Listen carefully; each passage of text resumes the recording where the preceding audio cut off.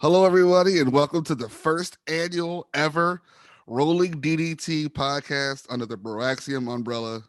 This is really, really awesome. I'm excited to do this. Been waiting to do this for a while. I'm here with Josh Collins. Yes, sir. Yes, sir. It's Steve Petrovelli. What's up? And we're going to talk wrestling sometimes, Steve. And today we're going to talk about the Rumble. But before that, we have our New Japan guy, Steve, here. He's all about New Japan. New Japan Mark. He's the New Japan Mark. Number one New Japan Mark in Philly. He worked himself into his shoe. Which might actually be true. I think it is. There may be a few other people, but you're definitely the top tier. You're S tier. That makes me feel real good. You know, when I was a kid, I didn't understand that what S tier was top. I thought S tier was bad because I just thought the alphabet. Yeah. But I take that as a compliment. Yeah, man. So a couple things, and I'll leave the big thing because I know you guys probably have some thoughts on it too. Okay. You probably have some thoughts on the other stuff, but that's kind of the big news that is going on in New Japan right now, and I wanted to kind of set a couple things straight. Right. So New Beginning is happening. They've kind of split the tour. So This was the first kind of bigger pay-per-view, quote unquote, you could say. Mm-hmm. And then they're going to have some more, and then they're going to lead to the second pay-per-view, which is going to be headlined with Sonata versus Kota Ibushi for the double title.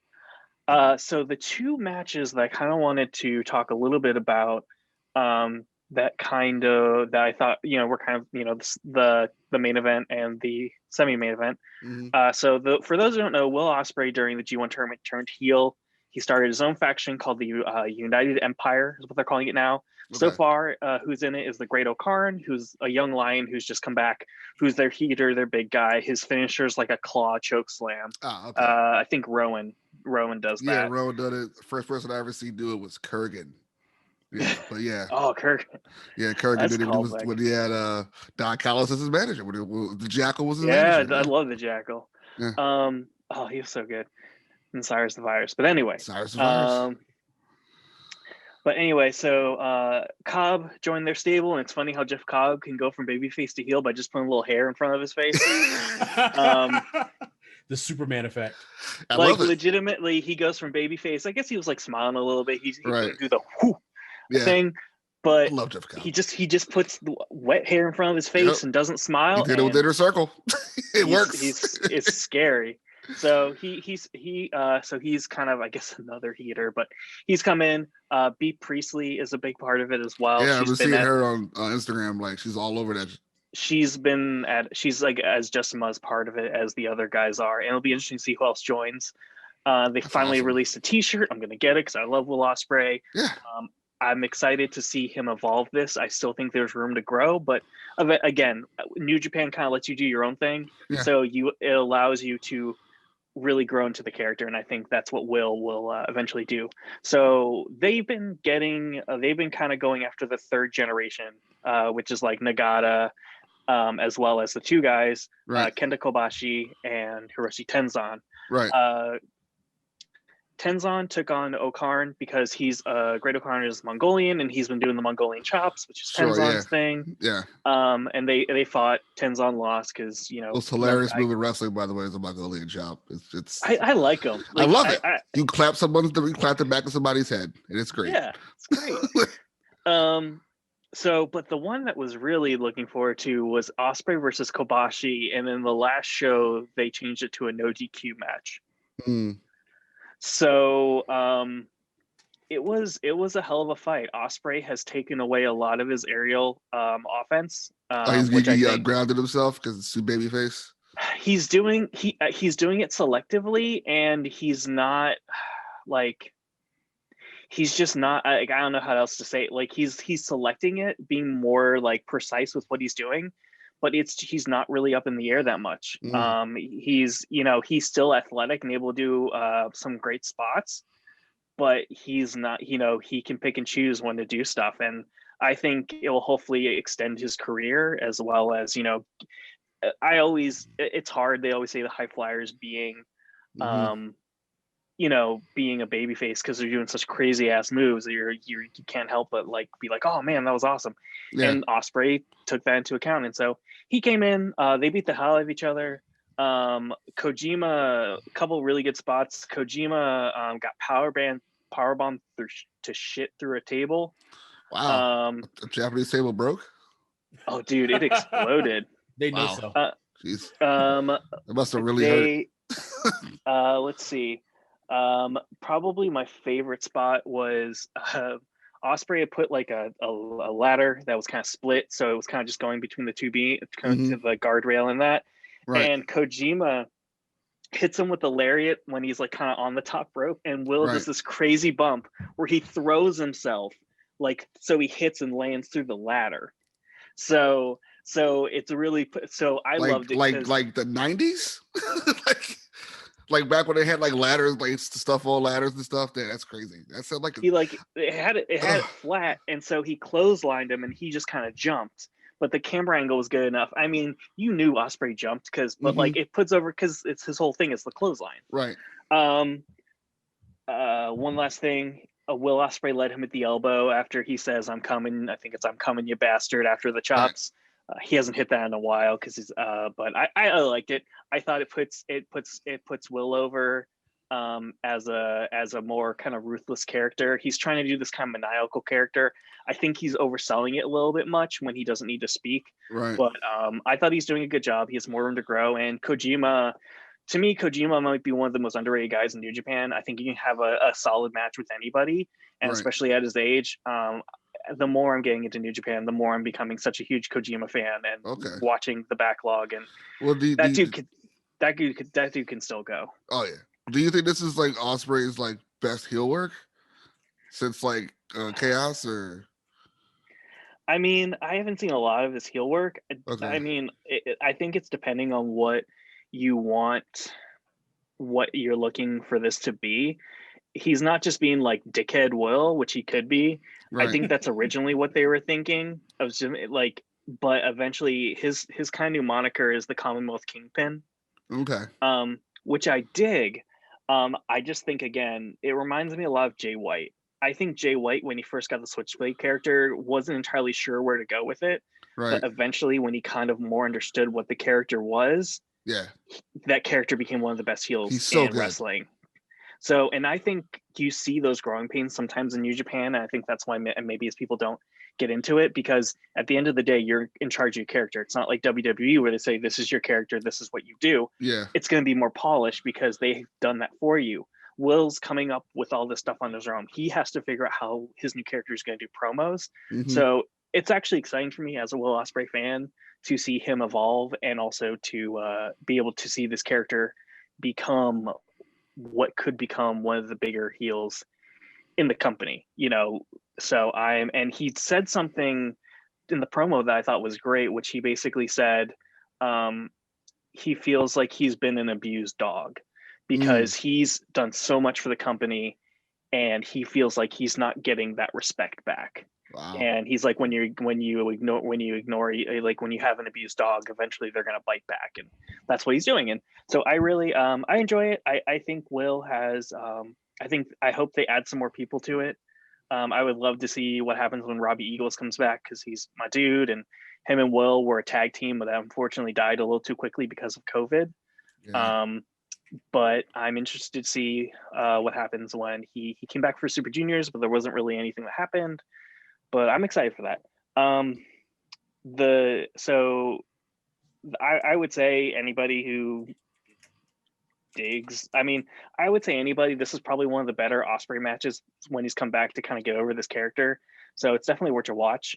But so far, the best match that I've seen in a while in New Japan was Shingo versus Tanahashi. So Shingo's never open weight title. For people who don't know, the never open weight title is basically, it's a title that anyone can challenge for. New Japan is very big on junior heavyweights and heavyweights and having them separate. This is a title that anybody can challenge for. It's usually saved for strong style, hard hitting guys, and it's kind of evolved over time. But this was an incredible match. Shingo Takagi is legitimately one of the best wrestlers in the world, bar none. He is when it comes to some of my favorite matches in New Japan, he's involved in a lot of them. He was originally in Dragon Gate, has a big relationship with Tetsuya Naito, which is how he came here. And behind the scenes, for people that are super nerds, this is a big deal because you basically have Shingo Takagi, who is the ace of Dragon Gate, going up against Tanahashi, who is the ace of New Japan for a while. And he's still considered that, even though he's kind of not. But having them, they fought once at the G1 and Shingo won. And then they fought again, and something about him really brings out the best in Tanahashi. Tanahashi's really coming into his own again. He's doing the electric guitar again, which I think is smart. Yeah. He's just he went after Shingo's leg viciously, dragon screw after dragon screw after dragon screw. He did one of the most he did a dragon screw off the second rope. So basically Shingo fell and the leg hit the ground while doing the dragon screw. So they did a great job paying how Hiroshi can be vicious if he needs to be, especially when it comes to submissions. In the end, I can't explain how good the match was. I think people just need to go out and see it. All you need to know is I don't know, it's going to be a damn good fight. But Hiroshi Tanahashi won, which is, I think, an interesting move because he kind of doesn't really represent what the Never division means, because again, the Never division is seen for guys like Shibata, Minoru Suzuki, hard hitting dudes. Yeah. And he's not really like that, but I think they did a good job of showing how he can be a more vicious technical specialist, especially to the leg. And this is doing what Shingo's been doing for a while, which is elevating the Never title. And now that the two titles are going to be unified, the World and the IWGP Heavyweight Championship and the Intercontinental. Are they making a new belt, or are they? Do you think? They haven't done that yet, but Ibushi said that's what he wants to do, which some people don't like, but I think it's perfect. Basically, Ibushi said he always saw Tanahashi and Shinsuke as gods, and so when he basically can do the double champ, he said he ascended and became God. And to me, I think it's perfect because you have the heavyweight title, which really represents Tana, and then you have the Intercontinental, which represents Shinsuke, and then he brings them together. So to me, I think it's perfect. Yeah. If there's anybody to do it, it's him. Yeah, he's been incredible, but it was a great match. Again, really bringing up the Never Open Weight, I think, is a great, and Tanahashi can still go. And you know, it was great. And then after the match, Great O'Karn came out because they were feuding before. Came out big, big claw choke slam, and he'll be probably his next opponent going into the next New Beginning. I thought it was a really great show. I really enjoyed it, but little did I know that the biggest news coming out of New Japan would be from New Japan Strong. So for those of you who don't know, New Japan Strong is a show that they've been doing for New Japan of America for from 6 months now. It's filmed in America. They kind of do it like Impact, where it's batch tapings. So they do a bunch of tapings at once and then go through and, put the show out there. Because Kevin Kelly's there, even though he's in Japan. A bunch of wrestlers who are in Japan are on the show. Okay. So that's how they're able to do that. They had, I believe it might have been last week or 2 weeks ago, they had Moxley have cut a promo on Kenta, which was kind of a big deal because basically Moxley hadn't really been involved in anything New Japan except when they're over in Japan because of AEW, or at least that's kind of what we were told. And then in the interim, since Moxley couldn't really be on the shows, they had Kenta win a briefcase on New Japan Strong, which basically kind of made him the interim United States champion. Right. And he was in the G1, he came back, and so he been on New Japan Strong. He keeps his whole promo is, where's Moxley? Where is he? He's not here. He's not defending his belt. I want to fight you. And so Moxley, he wins a match, lights go out, Moxley comes down, beats up the Bullet Club, gives a Death Rider, does all that stuff. And I think the thing that a lot of people are missing on this, New Japan Strong, for one, is filmed in the United States. So he was on a wrestling show that was filmed in the United States, which they hadn't done before. He was not allowed to do the G1 climax, the first, because of it being filmed in the United States. And then everyone's saying oh, well, he's not going to have the match until he goes back to Japan. Mhm. They're doing it in the New Beginning USA, which means that the match is in the United States. Him Okay. versus Kenta for the US title will be in the United States. So what this means and why everyone's just like, well, maybe it doesn't, and why for me this is the first time, okay, maybe something's happening. Mhm. He's doing something, which is having a match in the United States that he wasn't able to do before. Right. But he wasn't able to do any of this stuff. Now that bridge is kind of mended. Now I don't know if there's a working relationship in any way, but they at least are comfortable enough now that they'll let him do these tapings. My guess is he probably did these tapings while he was off that time. Yeah. After losing the title. Mhm. And so that's kind of what my thinking is. And so since it didn't interfere with anything AEW, he was able to do it. But that's really what it comes down to me, and why I'm excited is because that is a big step. And I think because a lot of people don't know about New Japan Strong or how they're kind of doing some of these USA pay-per-views, they just assume that it's in Japan and it's going to be in Japan. This shit's in USA, which is a huge step from where it was before. That's awesome. I mean, I'm glad that they're actually doing something big on their US shows like this. And the fact that he's like you said, like he's allowed to do it now, and what he wasn't before, even makes it more. So what do you think's going to happen here? What do you think's happening? What's your theory on this? Like with the whole bit kit and caboodle, or just what's the end game of all this? My belief, I'm still not as confident as what everyone else is saying. Right. With everything, it's scary because it could be really good.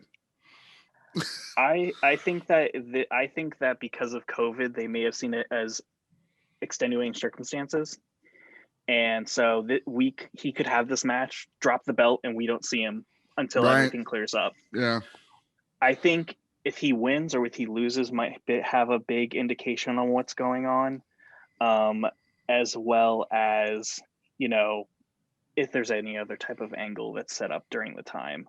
I would like to think that AEW and New Japan are coming into some type of agreement, but I still have the strong belief that New Japan doesn't need to pitch to AEW. AEW needs to pitch to New Japan. Maybe they have. I mean, they might have, but again, with Harold Monge, the old CEO, gone, which a lot of people said was a big issue. There still is, from what I've seen and like what I've heard just from different New Japan podcasts and reporters, is that there is still some pain with higher ups in New Japan about the Elite leaving the way they did. Mm-hmm. And so Japan is a lot about loyalty. Yeah. And they felt that they were ready. They put their bookings aside to help push these guys. And they said, no, we're just going to do our own thing, kind of taking a lot what they did from New Japan. Yeah. Tama Tonga is legitimately pissed that they're basically doing faux Bullet Club when he was the one that started Bullet Club. Yeah. And I get him. Like, I get where he's coming from. I understand that. I get that they probably made the most popular version of Bullet Club. So I also understand that. I can see it from every different ways. But as a New Japan fan, there is a little bit there. I get, and this is a whole other discussion, but I'll just leave it at, I get a little testy when people say Bullet Club isn't a thing anymore. Right.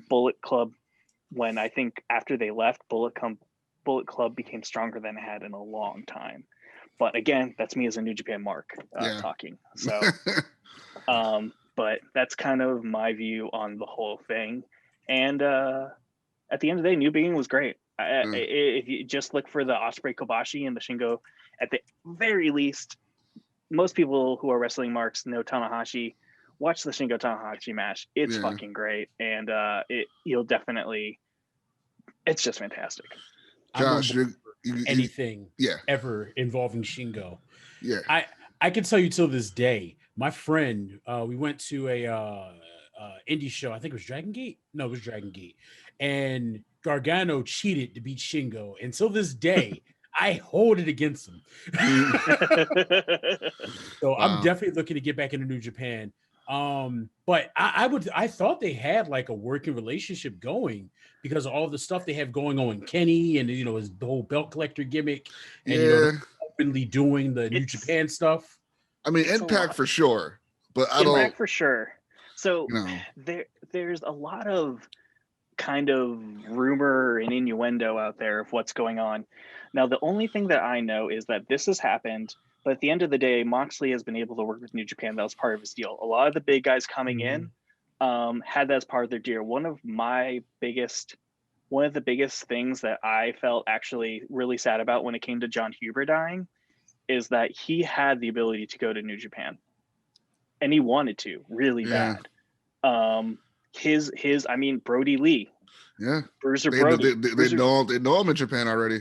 Yeah. And the fact that he passed away and never got to, like, I don't know about his career before, but the fact that he wasn't able to go to Japan with such a big spotlight on it, that to me, it just breaks my heart. And like the fact that people. First of all, Dark Order sounds like a New Japan stable already. Like it really does. Right. Like it's so it would have worked perfectly. You imagine Dark Order and like Los Ingobernables with like him and Evil having a feud. like stuff like weird stuff will happen all the time. It'd be amazing. Yeah, it'd be great. Like Takahashi versus John Silver. You want that? I would love to see that happen. And when it comes to AEW and New Japan, I know that a lot of people do have those contracts. Impact has worked with New Japan. They, I think, I forget what his first name is, but the guy Bay, Chris Bay, I think is his name. Yeah. He showed up. He was at the Super J Cup. So Impact has kind of had a working relationship with New Japan. Danny, who's been showing up a lot. I think there's the guy Danny Limelight who's been showing up a lot. Yeah. At on Dark. He has been in New Japan strong a lot. So they have people that have gone back and forth. I don't know if there's anything set in stone. Impact and AEW for sure have a working relationship. Such New a Japan partnership. It is, but I think that goes down to Don Callis. Yeah, it's all his booking for sure. Yeah. So you showed up the American Gato. I don't know about New Japan and AEW if there is a working relationship, and if there is, we're probably not going to hear for a while. I mean, the best way to book it is just to have Tama and have them show up, have the Gorillas and Fale show up and just wreck everybody. That's how you'll know when somebody shows up. Yeah, if Tama ever shows up on another show, or Tanahashi shows up to confront Jericho or something, something like that. I mean, I would absolutely love if they had a working relationship, but at the end of the day, who the heck knows? And at the end of the day, I don't think New Japan really needs it, at least for where they are. The westward expansion, I think, is great for them. And I think going more into the United States is there. But AEW is kind of New Japan for American fans, and that kind of niche is there. So for me, I've got the stuff in Japan, and I'm very happy to watch that. So that's kind of where I am with it. All right. Well, that being said, we're going to segue here into reviewing the Rumble. Steve, you sticking around or you're bouncing? I've got thoughts, but I'll hold myself. All right. I'll stick around. All right. Well, like I did last year, I recorded every entrant I have for women and men, and who deleted who eliminated who. So the women's Rumble started off first, and number one was Bayley, which is like, okay, Bayley's number one. What does this mean? It's Bayley. She also had Michael Cole shaved in the back of her head, like it just said Cole for some reason. Oh, real quick, we're going to cover the Rumbles, then we'll cover the singles matches that happened because they were like, nah. But we're here to talk about the actual Rumble. So, number two was Naomi. Number three was Bianca Belair, who was my pick to win. Number four was Billie Kay. Number five was Shotzi Blackheart, who was like one of the few NXT people. I thought it was going to be a lot more NXT people. I mean, there were, but people that they didn't like, people that I thought were going to show up. Like I thought Xia Li was going to show up because she just got back, but she didn't. Shayna Baszler, then Toni Storm, that's NXT. Then Jillian Hall for some reason, like straight up, and she had the singing gimmick where she can't sing, and her and Billie Kay had some comedy team up stuff. It was cute. They should have brought out Boogeyman. I was hoping he was going to show up. He could eat the thing off his face. Yeah, he could have eat the thing off her face again. People were asking about it, like, where's the ward or whatever. Yeah. Then Ruby Riot, which is okay, Ruby Riot. Then Victoria, who which is funny because last year they played her Titantron and she wasn't even there. So I guess they were like, I guess we'll give her a call this year. Can I say she came in with such a presence? Oh yeah, Victoria was great. She was always great. Like, I love any wrestler that makes me feel like, yo, somebody's getting her ass kicked. Right, yeah. I love it. And she had one of like the best finishers in like Diva history. The Widow's Peak was awesome. The Widow's Peak was, she did like 3 times in this match. I was like, yes. Right.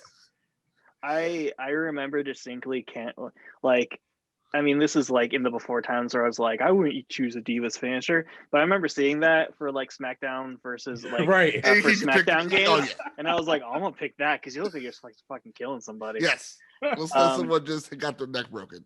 I did see someone on Squared Circle who said I fixed it, and they changed her music from I'm guessing it was the I Ain't the Lady to Mess With one. Right. To like the going in my head, crying in my head, like the one that she originally had. I think that fits her, especially with the spider. Yeah, that was awesome.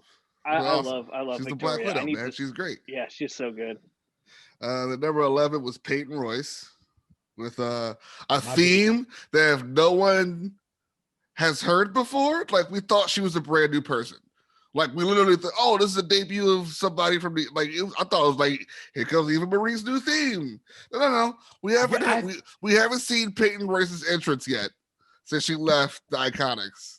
And this is our first time we've heard it. At least my first time I've heard it. I was like, who is this? Oh, Peyton Royce, cool.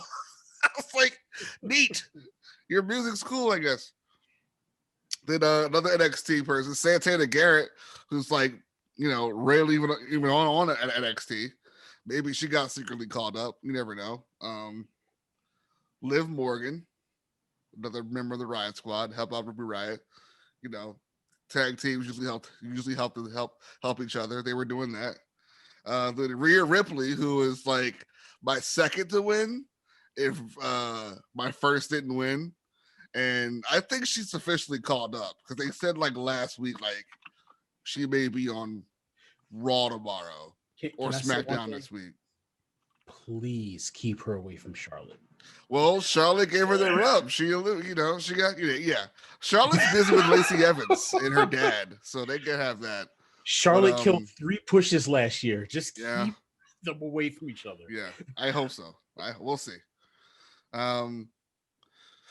Then Charlotte came out, number 15, right after Rhea Ripley.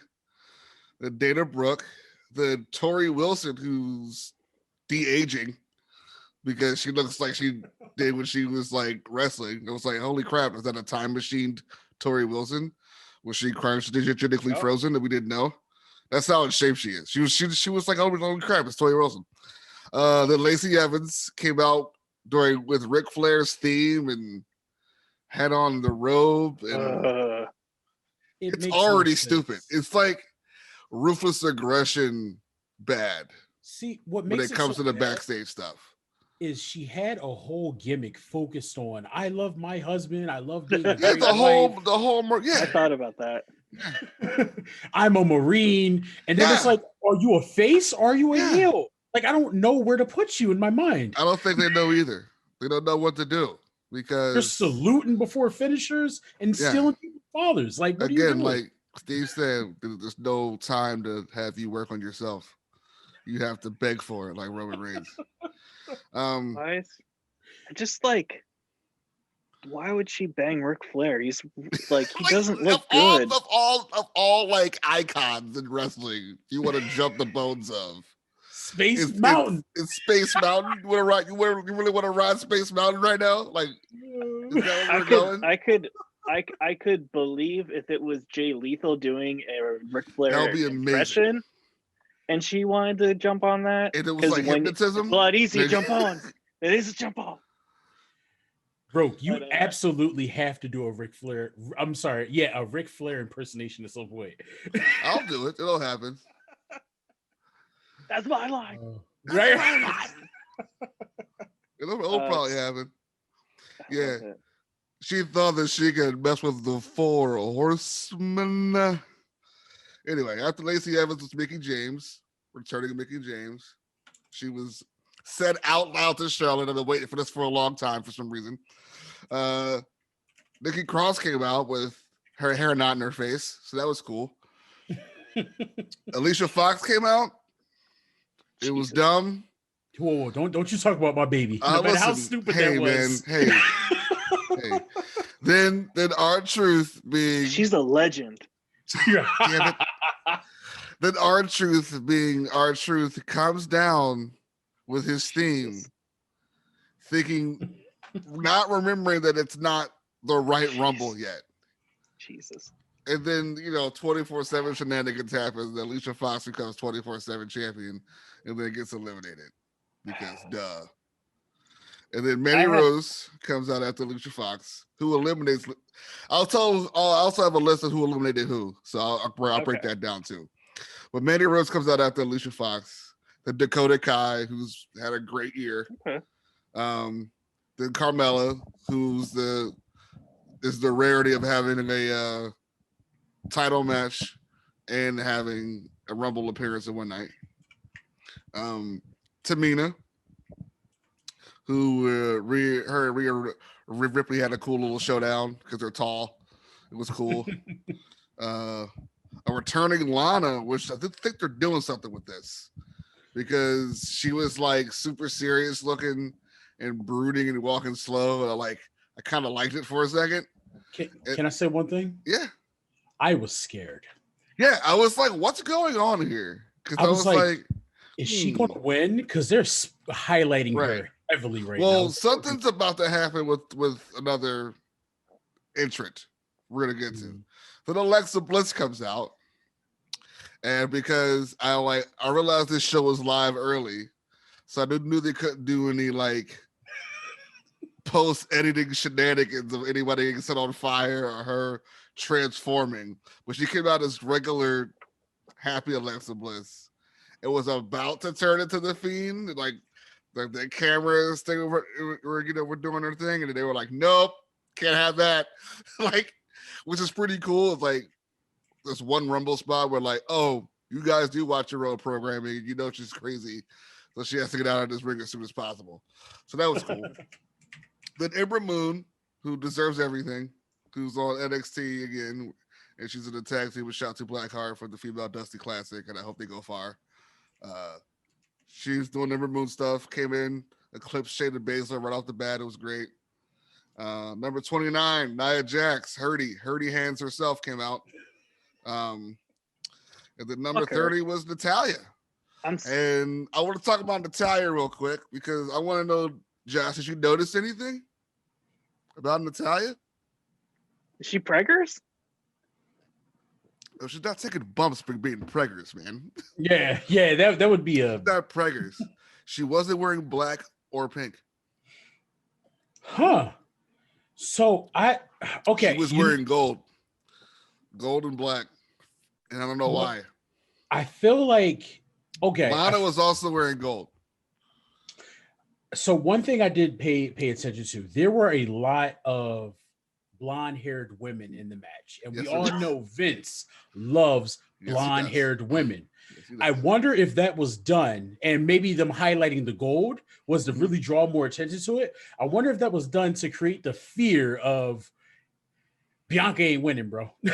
Maybe, but I wasn't afraid of Natalya at 30 anyway. It's Natalya. No offense to Natalya, she's a locker room leader for the women, but it's you're Natalya. You're You're just a heart relative who never really had a chance to branch out. That's why I'm like, if you're wearing gold and black, maybe you're about to change something. Like she dropped the cat ears, all that stuff. It wasn't anything silly. She still had the same theme, obviously, so you know it's her. But something was different. Something was different. But yeah.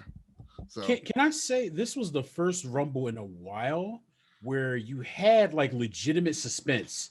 Like there were just different little elements that came into play where you're like, oh, they might win. Where are they going with this? And I like that. I didn't just walk in going, LOL, Charlotte wins.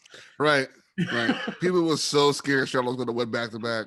I was like, she's not going to win back-to-back. I knew she wasn't going to win when Lacey Evans became a problem 2 weeks ago. I was like, oh, well, there's your Mania feud right there. So, they dropped the tag titles in the pre-show or something, which I didn't see. I found out during the Rumble, and I was like, no one cares. Doesn't matter. That's exactly what Sasha and Bayley said was going to happen, and that's what happened.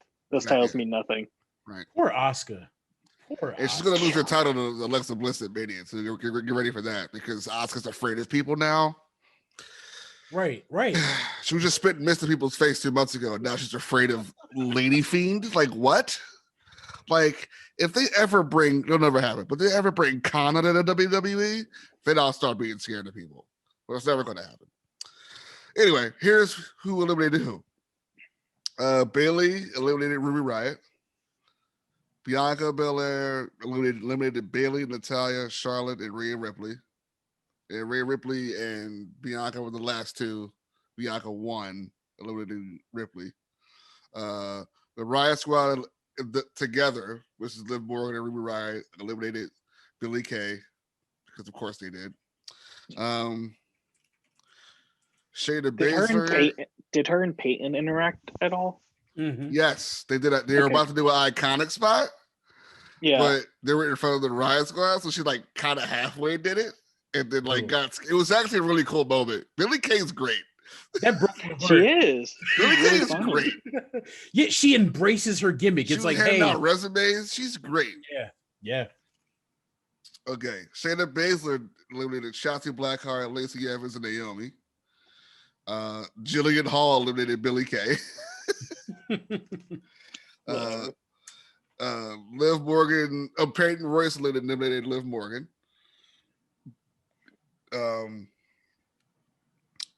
Rhea Ripley eliminated Toni Storm, Victoria, Dana Brooke, Dakota Kai, Mandy Rose, Alexa Bliss, Tamina, and Charlotte, and maybe Santana Garrett. I don't know who eliminated Santana Garrett. I think I messed up on that one. Charlotte eliminated Peyton Royce. Lacey Evans eliminated Mickie James. Mandy Rose, Alicia Fox, she won the 24/7 title, which is the dumbest thing I've ever seen. Carmella eliminated Nikki Cross and herself because her Reginald got hurt or something. So she went over I did see she like leaded herself in the dude match. Yeah. She the suicide dive she did, it was like you could tell Sasha was like, you good? Are you all right? You're folded like a chair. Oh God. Lana eliminated Nia Jax. Surprise. Nia Jax eliminated Naomi, Tamina, and Shayna Baszler. Surprise. And Natalya eliminated Lady. As long as she didn't hurt anybody. Right. She didn't hurt anybody. And Natalya eliminated Lana. Bianca Belair won with 56:49 minutes. 56 minutes, 49 seconds. I think she also broke the record for time as well. That's awesome. Except by what, Taker's wife? Oh yeah. No, she had the most eliminations. Yeah, she had the most eliminations. She has like 11 or something. Bullshit. Like that. Yeah. She had to match her husband. Yeah. Remember, she brings knives into the locker room. All right.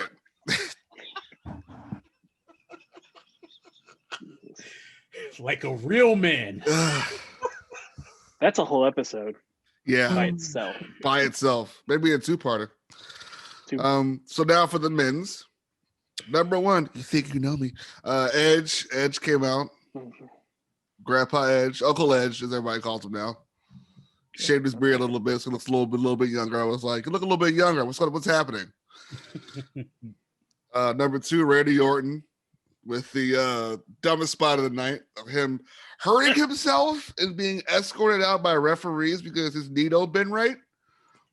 What? Huh? Okay. Number 3, Sami Zayn. Incredible. Love that man to death. Best thing about SmackDown right now. Number 4, Mustafa Ali. That poor bastard.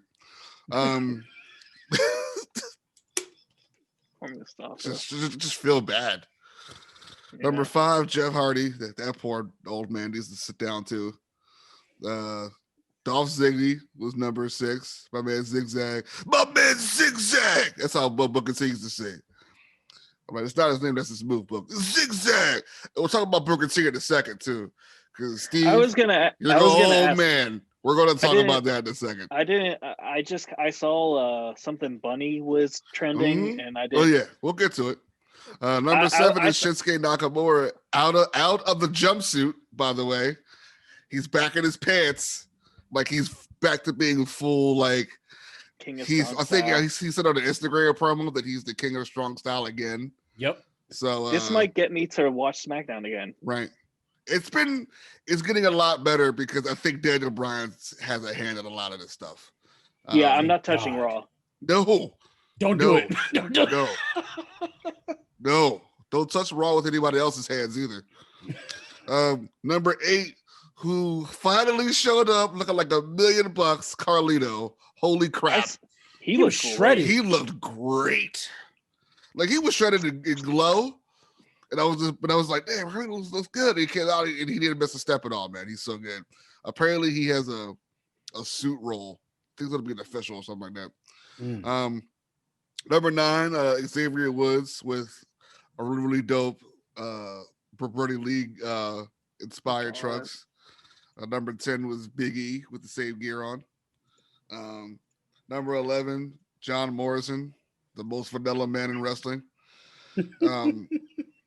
Number 12, Ricochet, the most caramel man in wrestling.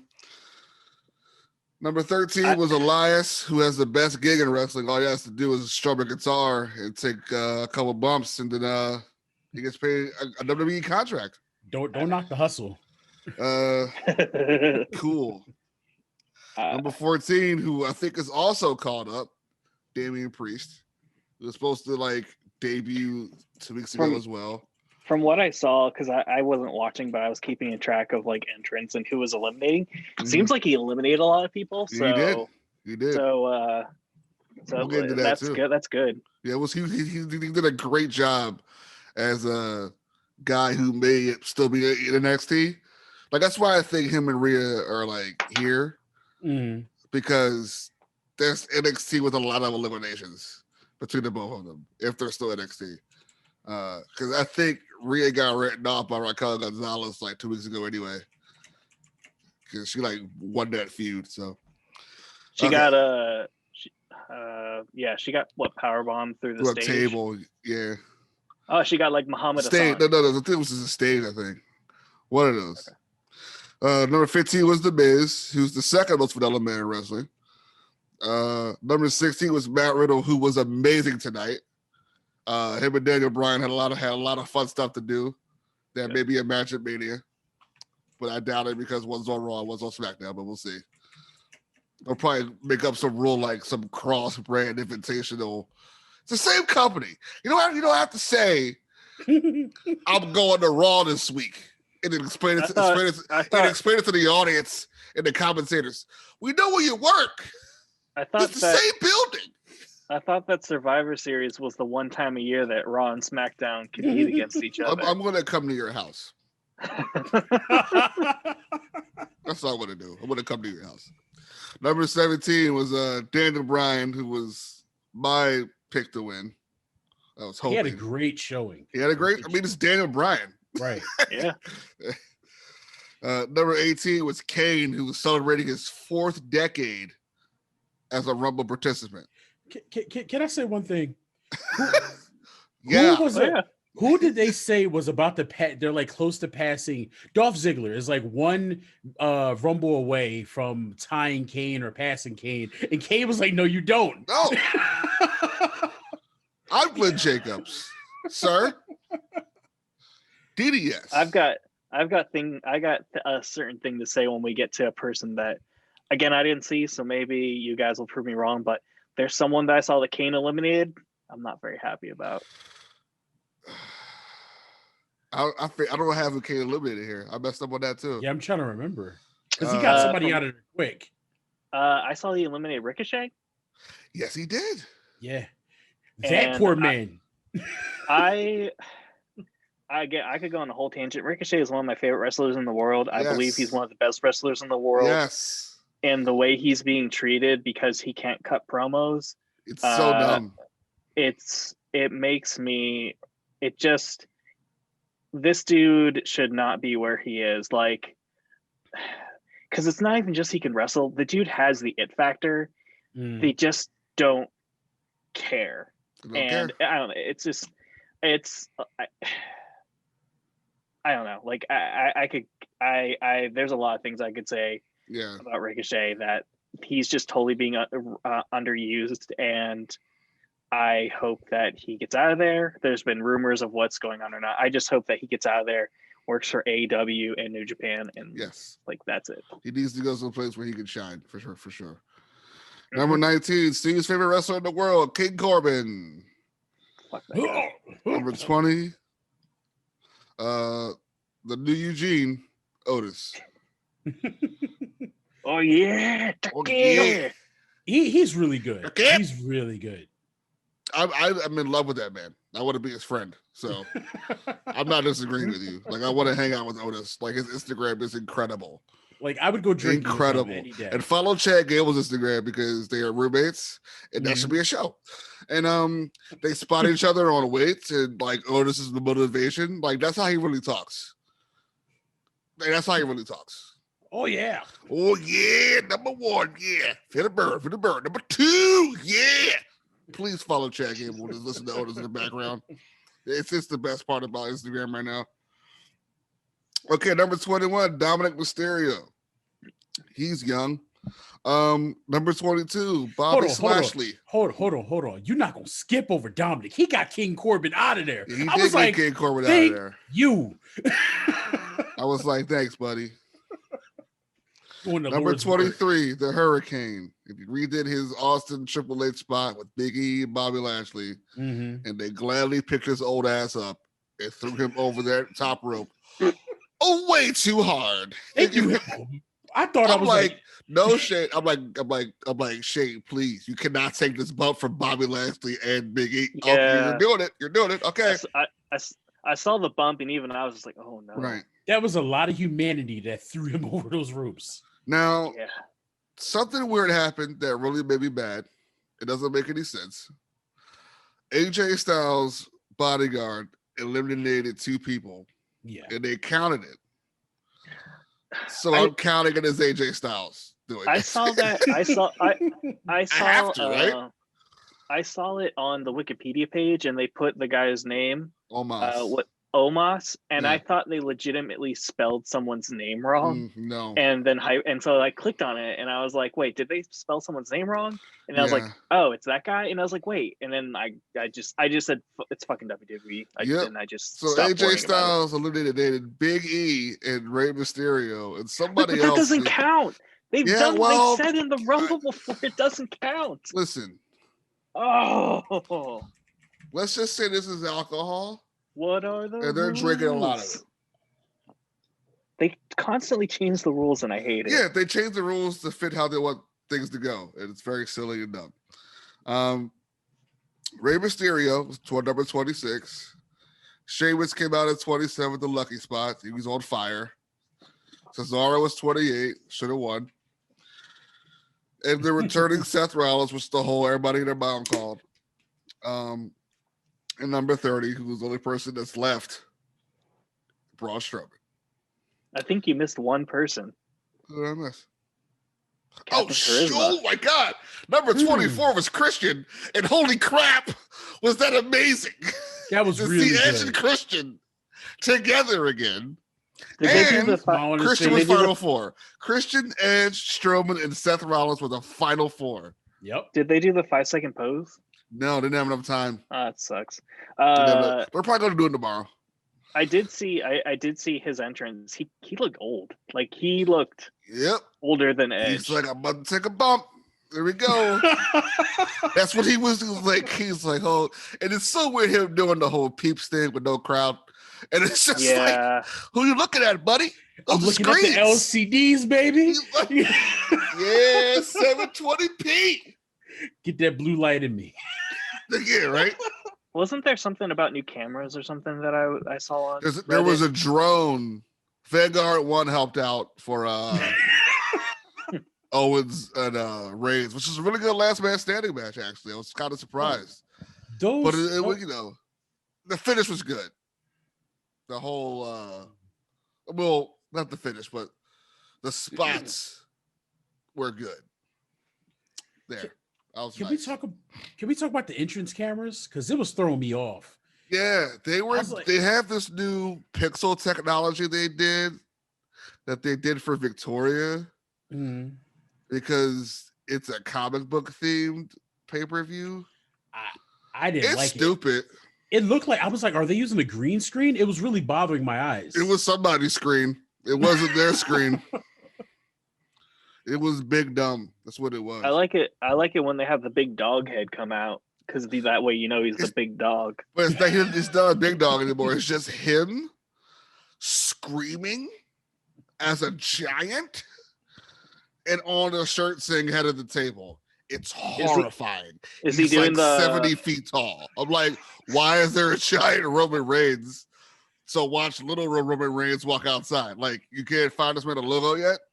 Is it a Rockweiler? Like, just have it be a table, and then he'll be a giant Samoan boa and like hang off the SmackDown. Ooh, fist. I like that.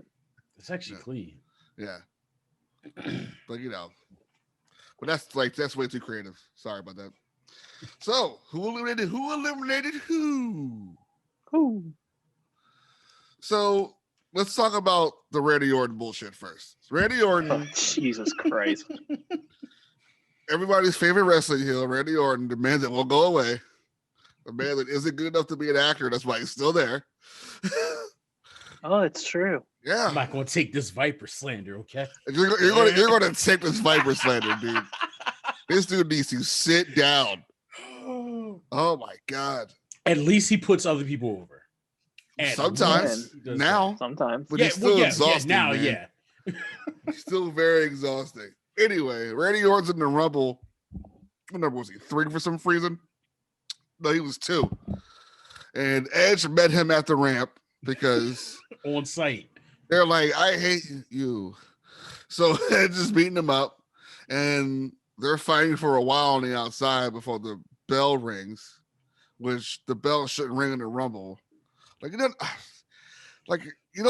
Anyway, so they're wrestling because it's just the two of them, and Edge is getting shots at Randy for like putting him out, and Randy's like limping, and then the referees come out and help on wounded Randy Orton. Let's help him to the back. Right? No. If you can't compete in the Rumble, then you can't compete in the Rumble. So Randy Orton goes to the back for the rest of the show. He comes back later to get eliminated by Edge. Well, who was number 1? But it's not even like, for me. I was watching I watched the finish of it. I'm really glad I didn't watch the whole show, but I watched the finish, and as soon as they said Edge had won, he's the last one, and his music didn't immediately hit, I was like, oh, they're gonna pull this bullshit. Yep. And then I see Randy come out, and he hit the RKO, and I thought he was gonna win. I was like, oh fuck, people are getting pissed. I thought it was gonna happen. And then Edge eliminated him. Yeah. But this is how I think it went: is that Vince told him how Vince or Bruce or whoever the fuck went and told him, hey, we're going to have you and Randy do Iron Man. And then you and Edge are going to do Iron Man. You guys will be the last one. Boom, boom, boom. And he's just like, nah, how about you guys, how about I get hurt, I go to the back, and then I'll come out for the finish. Yeah, the Hulk is really good here. I don't want to eat him in catering, so I'm going to go. Yeah, he's like, I'm not going to waste my time out there. I mean, he's have like, you had the like bagels? A lot of work. Have you had the bagels? A lot of work. He doesn't want, like, that's the thing. Like, he's like, he doesn't want to, he's not going to want to be in there. He's like, go to take out my knee because I'm going back. He's just 6'5". That's all. Anyway. That finish. Mustafa Ali eliminates Xavier Woods. Dolph Ziggler eliminates Jeff Hardy. Xavier Woods needs to be treated better. He does. He does, but he's just a video game guy. Nobody cares, and it's sad. So honestly, I think at this point, Woods uses WWE to pay his bills and promote his profile so he can do gaming stuff. Yep. That man has a PhD. Yep. Big E eliminated Sami Zayn, Mustafa Ali, the Hurricane, and Bobby Lashley. Big E was amazing tonight. Elias eliminated Carlito. That may be a thing at Mania, or just one off at like Fastlane or something. That's a pre-show right there. Yeah, it's a pre-show. I'm okay with that being a pre-show. Matt Riddle eliminated Bobby Lashley because a lot of people eliminated Bobby Lashley, so that's going to happen a lot. It was like one of those group things, so I counted as multiple people. Can we be done with that feud? Can we just be done with that feud? Please. I would like that a lot. Damian Priest eliminated Elias, Miz, John Morrison, and Kane. Matt Riddle helped with Bobby Lashley. This is only elimination. King Corbin eliminated Nakamura. I hate the world. Right. Fuck that. And I was talking to my friend. I was like, yeah, let's go Shinsuke. And then immediately afterwards, Corbin, I was like, get me out of here. He stepped right in your cereal and walked away. Dominic Mysterio, King Corbin. Thanks, Dom. You raised that boy right. You're going to get smashed at Mania, though. Bobby Lashley eliminated Dominic Mysterio, Damian Priest, and the Hurricane. And maybe other people. I was confused. Christian also helped with Bobby Lashley. His only elimination. Omos or AJ Styles, Big E and Rey Mysterio. Seth Rollins eliminated Daniel Bryan, which I think is going to be a thing, by the way. That may be. That should be because Rollins is SmackDown. Remember, he got drafted. Mm-hmm. Why am I talking like this is real? Drafted. This doesn't matter. Don't book whatever they want. Yo, it's real to me. Real to me, damn it. Seth Rollins eliminated Daniel Bryan, Matt Riddle, Christian, and Braun Strowman. Braun Strowman eliminated Cesaro, Sheamus, and AJ Styles. And the final one was obviously Edge and Orton, even though I said that at first because Edge is number one. Right. And Edge won it for number one. So now there are, since Chris Benoit doesn't exist, now Shawn Michaels can share the number one spot with somebody. It just sucks because it was in Philly, man. And it was our first one, and it was great. And our second Philly Rumble, Reigns won. And I don't want to be here anymore. Oh, wait. Seth Rollins reminded me of something. I'm going to go back to Japan real quick. Okay. There was a spot where Will Osprey made Koji bite on the side of a chair so he could do like a legit curb stomp. Of course, it didn't happen. Sure. But like he made him bite on a chair and he was going to try to do a curb stomp. And I was just like, it's fucked up, man. That's going to hurt. He almost killed the man. Well, it's like the commentator's just like, he's going to break some teeth. And Kelly's like, no, he'd break his jaw. Yeah, jaw. He's going to the hospital. That's a legit curb stomp, man. Yeah. So he was going after. So he was going after Britt Baker's gimmick. He was going after Seth's gimmick. Right. But anyway, that curb stomp reminded me of that. That was a fun spot. But anyway, yeah, I mean, Edge winning is. I want Shinsuke to win. I was hoping. You want Shinsuke to do a repeat or have him win too? I would like to have him win too. I wanted Daniel Bryan to win one. I think Daniel Bryan would have won. Well, here was my thinking. I was Daniel Bryan, Cesaro, Big E. So my thinking was this: as I said, after I saw he won, so like, you know what it probably is. Edge probably has never won a Royal Rumble, and they just want to give him that accolade. And then I looked up Edge Royal Rumble, and he won 2010. It was a return. So I was like, it was Fat Edge. I was like, well, then fucking A. But where this he won at 30, me, right? He won 2010, so whatever that was. He won at 30. He won at 30 to win at 1. Oh, crazy. Okay. Crazy. So the only thing that I'm worried about now, though, is that means Randy's going to win a title between Mania and between now and Mania. No. Who has the Universal title? The Chief. The Roman Reigns. The head of the table. Maybe Randy takes off of Drew. No, they've been down that road with them. I think 4 matches. In a row? They go back though, because they're not gonna have Drew versus. Not gonna have two. I don't think Vince wants 2 baby faces. Right. And plus, Randy still has Fiend business. Like that program is not done because he's still beefing with Alexa. Yeah, he was set on. He hasn't resurrected from his fire death yet. Does he have heel or face? Who? The Randy. Fiend? Randy's the heel. Randy. They're making the Fiend a face. Some type of Randy's weird a heel. face. Yeah. What? Yeah, Alexa is technically the face in all this. But she lit him on fire. Yep. Sure did, Steve. Did you see that tweet where Keith Lee was like, why does the WWE keep employing fire mages? I didn't ask how big the room was. I said I want to cast fireball. That's amazing. That's funny as shit. That's so funny. Okay, real quick, let's talk about how Goldberg got the crap beat out of him tonight, and I thought it was amazing. Thank God. That young man gassed that old man up so bad. He was so gassed, Steve. I mean, he was like, how long was the match? 2 minutes, 32 seconds. When did he get? How was he able to get gassed? It's Goldberg. He got gassed in 30 seconds in the 90s, dude. I love Goldberg. I really do. You really do love Goldberg, and that's so funny. I did see he was wearing shorts. So yeah, right, he's wearing shorts because he's 51 years old, Steve. That's why he's wearing shorts. We don't need to see that. The last thing we need to see is Goldberg's old leg day. Like, we don't need to see that. I mean, at least he didn't. From what I saw, at least he didn't almost kill someone this time. He didn't botch anything. He didn't almost hurt himself or someone. So in his defense, apparently he told Vince, I don't think me jackhammering the Fiend is going to be the move. And Vince was like, nah, you pick that man up.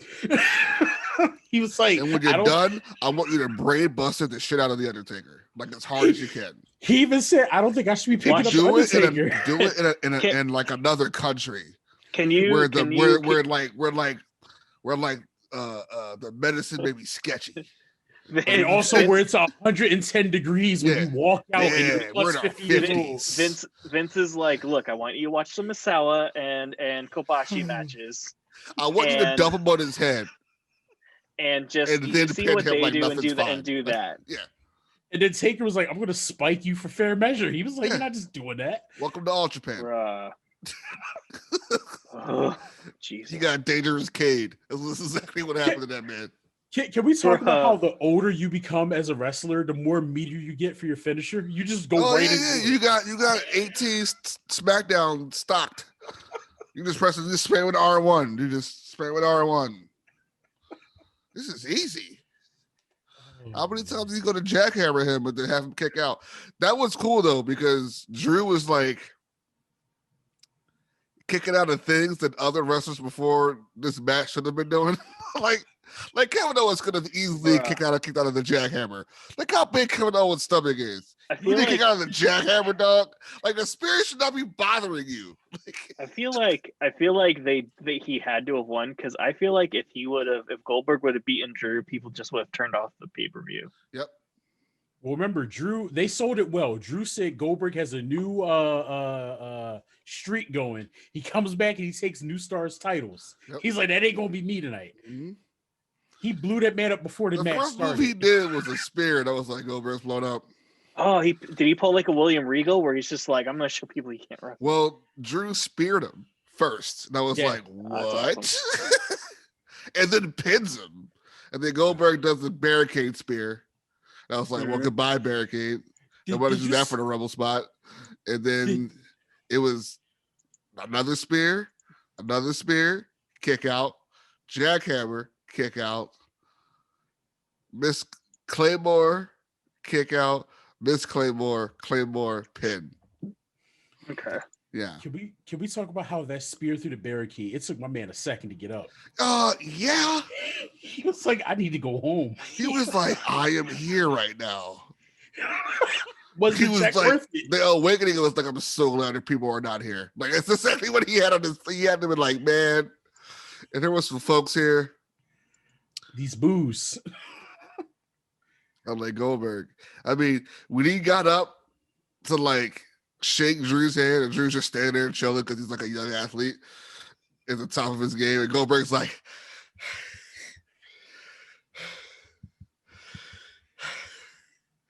you're all right. I'm like, you're not all right. you need you need those New Japan ice packs. The back of your neck, buddy, because they gave him a sensu bead and an ice pack, bro. No, Goldberg is still back there with ice packs on his knees, his back of his head, with the towel over his face, like when Austin got dumped by like Owen Hart, like he's just sitting there just. But then some, some intern comes in with this check, and then he's like, "Oh, I'm feeling a little better now. I feel so much better." Headbutts locker, comes back outside. Jesus, concuss himself. So I feel bad because like I love Goldberg, but I know, man. Stop 1998, it's a long time ago. Stop headbutting lockers, bro. Yeah, stop doing that. He headbutted and he couldn't cut a promo. He was like, "Yeah, I'm out of it." This is the guy that was like, "Hey, take this baseball bat and attack this limo. Why would I do that when I could just use my hand?" And Goldberg had popped the blood vessel. I'm out for half a year. Yeah. Jesus. And every Botchamania opening, we see it. Oh my god. He's got a bicycle. Is this where we can talk about GI Bro? Oh yes. So Bad Buddy, who is a pretty awesome person, by the way. But yeah, he had a performance that was one of the worst I've seen in a very long time. Like, not since drunk Motorhead have I been this confused. He raps in Spanish, and he's rapping, and he's doing his performance, and that's fine and dandy. But there's a little problem. Booker T is out there with him, a part of his performance, but I'm pretty sure he was GI Bro. Yeah. From the Misfits in Action, but he didn't have on the GI Bro makeup. He's just standing there in fatigues and like a fatigue flak jacket with his arms crossed with like a brooding, heelish monster stare during Bad Bunny's performance as Bad Bunny is literally hopping around him like a bunny. And then he hands the microphone to Booker T, and Booker T says, "Now, can you do that, sucker?" And they fade away. What? I have not been this confused since Survivor Series, and they brought all those legends out to say goodbye to Taker, and when they come back, they're not there anymore. They're not there. See, if you don't know what I'm talking about, Taker came out for Survivor Series, but all of his friends and rivals came out to give him a standing ovation in the ring, like the bone. What's BSK, BSK, and then Kane comes out in full theme. I mean, everybody came out in their theme, but he came out in full gear for some reason.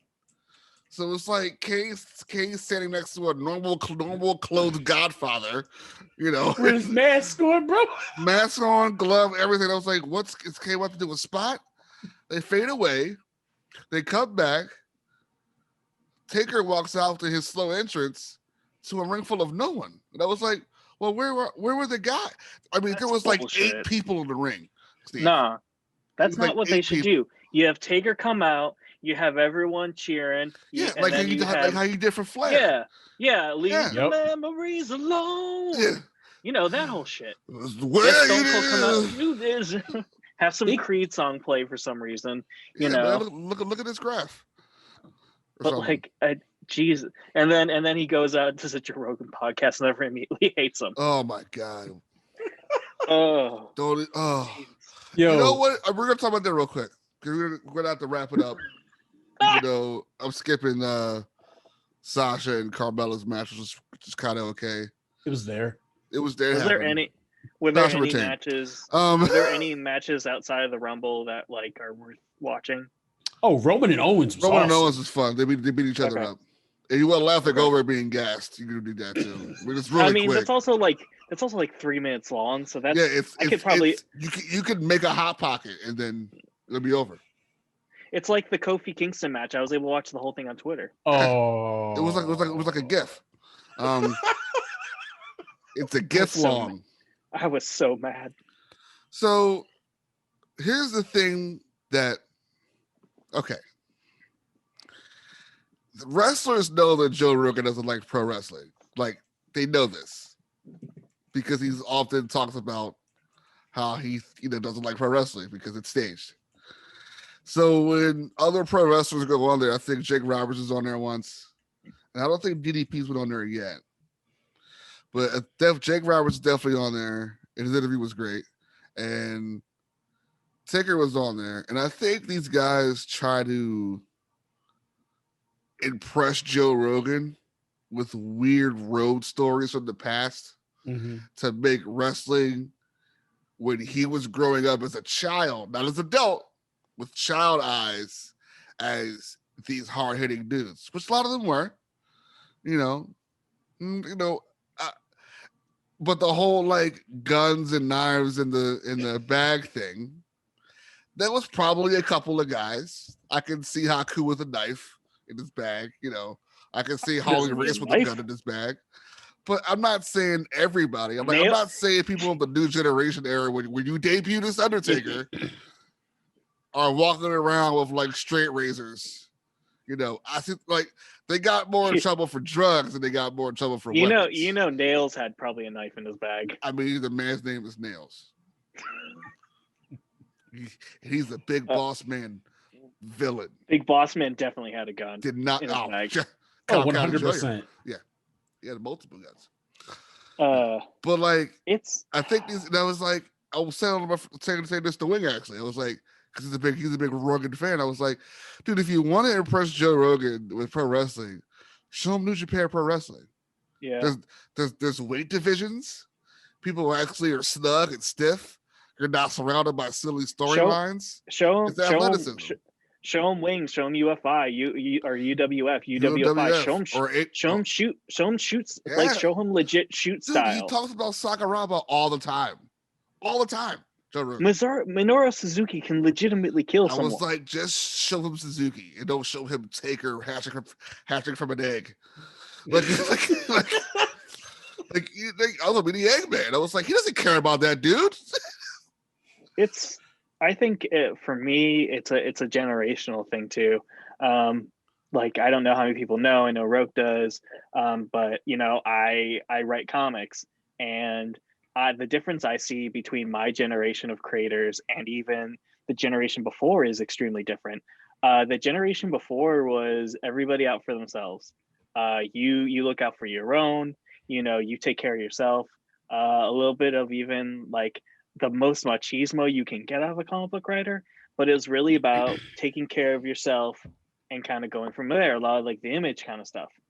This generation in general is much more, if you like before, everyone was worried about their spot. In comics, everyone was worried about breaking in and making sure I break in. The new mentality for this generation, and I'm sure the same thing is with wrestling, is if I break in, we can all break in. It's if I get over, right, I'm gonna help you get over. Right. That's why I think his whole thing of like, because no one gives about this fake machismo bullshit. No. Like this kayfabe's dead, man. Kayfabe is, and he's the most kayfabe dude ever. Like he lived his gimmick for years. Way. That's true. He would be on the streets and he would be acting like normal Mark Calloway. Yeah. And someone would spot him. He'd like, You rest in peace. Like he that's couldn't what enjoy was. a regular life. Like, I'm happy that he gets to have a Twitter and do cameos and whatever he wants to do. You know, I'm glad he's like the exhale as they say. You know, I mean, Taker's a legend, but again, it's just like, guys, you got to stop making Joe Rogan be convinced by WWE, because that's all he knows pro wrestling to be. That's what he says it to be. Oh, WWE. They don't even call it wrestling; they call it WWE because they refuse to call it pro wrestling because it's not wrestling to them. Well, in America, it's sports entertainment. It's sports entertainment. AEW is finally kind of changing that, but it's But again, like, you got to show Joe Rogan some real stuff if you want to be impressed with pro wrestling. That's just my opinion. It's just. And real quick, to kind of play off of what you said beforehand, talking about everyone was just kind of happy to say, hey, look, I made it, let's make sure everyone else makes it. I think that was by design by WWE, because every time they made a star, the star was like, all right, I'm out of here. Rock was like, I'm out of here. Brock was like, I'm out of here. They're like, all right, we're gonna cut this out. And they kind of flattened everyone out. And I think that really hurt the product. Well, I think a lot of it is a lot of these guys now get signed because they wrestled each other. For instance, Devitt got signed because he wrestled Pac in Japan. They called up Pac first. Yes, I think Neville was first. Neville was there first. Yes, they called Neville first, and then they called Pac. I think Owens he was Steen, and he wrestled Gargano. It was like that. So that's how they do it now. Like, if you play well together, they all know each other. Yeah, like and they play well together. You know, because Regal used to go to PWG shows and just be in the crowd, like watching people. So like, it's. I mean, for me, again, I think all these guys, and when I say kind of like we all get over, it's that they're looking out for, instead of just caring about themselves. Oh, the mentality is way better. 100%. Yeah, mentality is way better. Everybody's focused, everybody's positive, everybody's like, they care so much about how they look now that, like, I'm dead serious. And like, not to be like how Taker says, they care about how they look. I'm like, well, yeah, dude, nobody's like doing hard drugs and then wrestling and then going out and partying anymore. Like, they don't. They don't look like they. No one. It's just like that's not cool to them. That's not. Yeah. Like, how could I be the best I possibly could be if I'm partying after every show? Like, I can't. Like, I'm not trying to be Ric Flair. Like, I'm trying to. A lot of them don't drink. Yeah, a lot of people don't drink. Well, they only drink on the weekends or on occasion. But then, like, nobody's like really like heavy drinker anymore. Like, I mean, like Brian Myers, I know, like Matt Cardona, he drinks like White Claws. Yeah, because it's like those are two guys that are really drink. Interesting. Kenny doesn't drink. I know the Bucks. I don't think they they used to not drink. Like, I think it's like a wedding or something. They'll have champagne toast or something like that. But like they just it's one of those things where it's really just. And Hangman Page is a cowboy and he's different. So Cowboys drink. Cowboys, he's got to do some cowboy shit. But we're going to wrap it up. Excited to have you guys here with me. We're going to try to do this as much as we can. We're probably going to cover AEW because... You're going to have Ryans come on and talk AEW. Yeah, they'll say that every match was the greatest thing in the entire world. I have mixed feelings with AEW. He's going to love he's going to love you too. All right, we can talk about it. Yeah, we can definitely talk about it. I don't want Ryans to get mad at me, but he's as much as I'm a fanboy for New Japan. Whew, that's okay though. No, it's fine. It's too many factions. Is it a faction? Yeah, we got a faction. But we'll get into that. I know why they're doing that, but I have an idea why they're thinking why they're doing that. But gang warfare. There we go. Get Los Barricos back up in here. Oh my god. But for all of us here under the BROAXIUM umbrella, this is the Rolling DDT Podcast, and we're signing off. I'm Mike Roker, Josh Collins, Steve Petrovelli, and remember, don't work yourself into a shoot. Peace, brother.